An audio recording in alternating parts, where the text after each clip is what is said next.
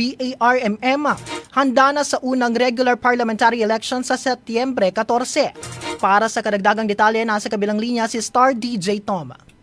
Tinanggap ng Bangsamoro government ang pag-aproba ng Senado sa panukalang paglilipat ng unang regular na parliamentary elections sa Bangsamoro Autonomous Region in Muslim Mindanao o BARM sa darating na Setyembre 14 taong kasalukuyan. Ayon kay Chief Minister Abdul Rauf Sami Gambar Makakuwa, ang eleksyon na ito ay magsisilbing unang pagkakataon para maganap at maisabuhay ng mga mamamayan ng Bangsamoro ang kanilang soberanya at may pakita ang paglipat mula sa interim government patungo sa isang demokratikong parlamento.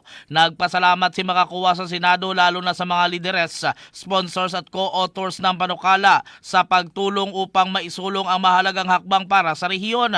Binanggit din ng Chief Minister na handa at determinado ang Bangsamoro government na makilahok sa halalan sa darating na Setyembre na may hangaring mapanatili ang isang mapayapa, credible at demokratikong eleksyon na tunay na nagsasalamin sa loob ng mga mamamayan ng BARMM.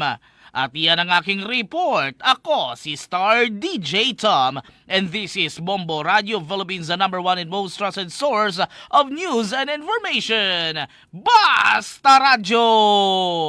Bombo!